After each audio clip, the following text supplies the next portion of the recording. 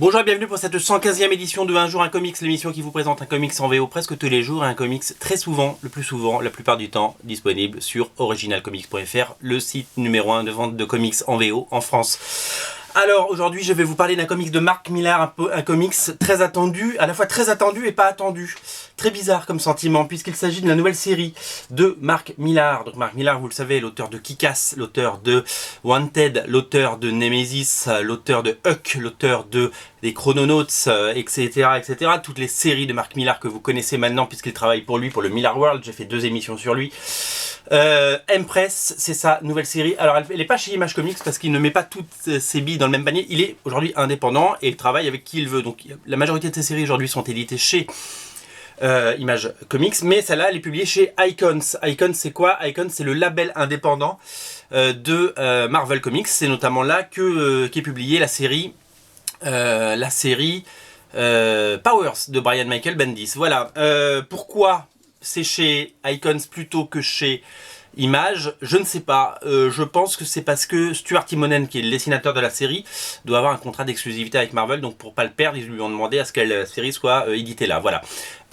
Empress, alors il y a nulle part le logo Marvel, c'est pas une série Marvel, les droits n'appartiennent pas à Marvel, les droits appartiennent aux 2 auteurs, Stuart Immonen et Mark Millar. Ils sont d'ailleurs co-crédités comme créateurs de la série. Voilà, il y a à aucun moment on parle de Marvel, c'est juste que voilà, ils offrent leur plateforme et leur savoir-faire pour éditer des comics indépendants également. Alors Empress, c'est une série qu'il a évidemment lancée avec beaucoup d'arguments marketing et en grande fanfare. Et c'est marrant parce que alors moi j'adore Mark Millar et j'adore Stuart Immonen. J'ai adoré ce qu'il a fait notamment Immonen sur une série qui s'appelait All New X-Men récemment. Ce qu'il a fait sur Star Wars était très chouette. Et quand j'ai vu les premières pages, j'ai trouvé que c'était du Immonen un petit peu simplifié. J'ai l'impression qu'on avait fait un petit bond en arrière de quelques années au niveau graphique, même si bon, bah, ça reste toujours assez impressionnant. Des pages comme ça, ces pages elles sont disponibles un peu partout sur internet. Hein, je ne vous spoile pas en vous les montrant.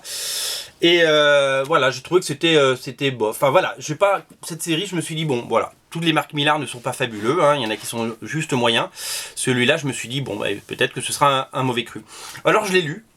Alors, il l'a un peu pitché comme son space opéra à lui. C'est-à-dire que c'est une mini-série en 7 parties et qui aura 3 chapitres à 3 époques différentes. Un petit peu façon Guerre des Étoiles, Empire contre-attaque, Retour des Jedi. Voilà, avec la modestie qu'on lui connaît. Et puis, c'est pas que c'est de la modestie ou quoi que ce soit, c'est juste qu'il a besoin de faire parler de ses séries, donc il y va. Moi, ça me fait marrer.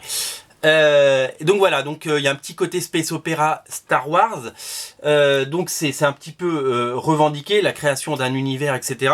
Évidemment, il veut surfer sur la mode du galactique avec le succès de Star Wars, le succès des Gardiens de la Galaxie au cinéma, parce que toutes les séries Mark Millar ont vocation à terminer au cinéma. Elles ne termineront pas toutes au cinéma, mais en tout cas c'est le but.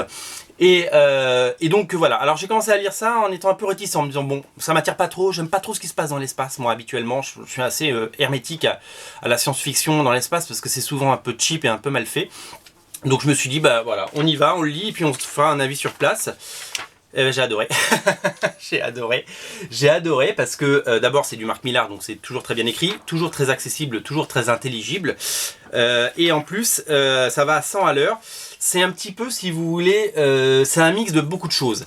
C'est très revendiqué. C'est un petit peu, donc il y a le côté Star Wars, Space Opera, trilogie familiale. Faut pas oublier que Star Wars, les 3 trilogies qui sont en train de se faire de Star Wars, c'est avant tout l'histoire de la famille Skywalker sur plusieurs générations. Et bien là, on a l'impression qu'on est sur l'histoire de la famille de cette reine qui s'appelle Imperia, et qui on va suivre sa famille. Elle a un mari, des enfants, et elle va essayer de tout faire pour sauver ses enfants.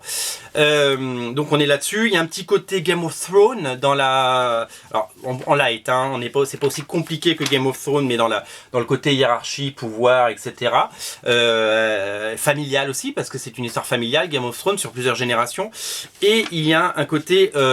assez revendiqué, je trouve, et je pense que c'est pour ça que le style graphique de Stuart Immonen c'est un petit peu, on va dire, simplifié, même si c'est assez complexe et que c'est assez balèze. Il y a un petit côté saga, vous savez, le succès de saga chez Image Comics de Brian Kevogan. Voilà, donc c'est globalement un mix de Star Wars, Game of Thrones, oula, je te fais tomber mes lunettes, et saga. Mais sa propre identité. L'histoire, c'est l'histoire de cette reine qui est mariée avec un tyran, un espèce de, je sais pas si c'est une espèce de Drax, c'est un espèce enfin, il ressemble beaucoup à Darkseid chez DC Comics. C'est une espèce de Thanos, voilà, on pourrait une espèce de Thanos. Elle a 3 enfants avec lui et elle en peut plus. Elle en peut plus de ce tyran, c'est un malade mental. Elle a été séduite au début par le pouvoir et maintenant elle en peut plus. Voilà. Et elle décide de sauver ses enfants. Et donc elle part avec eux. Et donc c'est l'histoire de ce premier épisode nous raconte la fuite. Et qui se passe évidemment. Voilà. Et donc évidemment, lui il est pas content. Et il va aller à la recherche. Voilà, donc ça c'est le pitch de départ. C'est hyper bien réalisé, c'est hyper bien construit, ça va vite, ça bombarde même. C'est vraiment super chouette. Donc voilà, donc moi j'ai vraiment apprécié cette série à sa juste valeur. Voilà, c'est vraiment une merveille, c'est très très beau et j'ai hâte de lire la suite. Voilà, donc Mark Millar m'a encore eu. Je vais suivre cette série avec intérêt. Alors cette série, on a poussé comme Huck sur le site, on en a pris pas mal. Et elle est disponible donc sur Original Comics.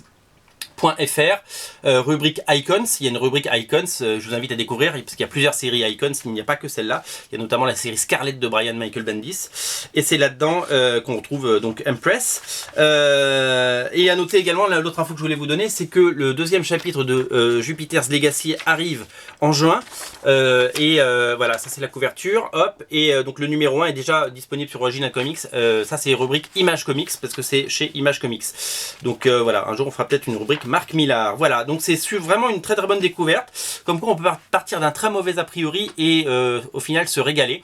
Voilà, ça se passe très bien pour le moment. Moi j'adore Saga, je retrouve des éléments de Saga. J'adore Star Wars, je retrouve des éléments de Star Wars. J'adore Game of Thrones, donc c'est un peu la synthèse de tout ça.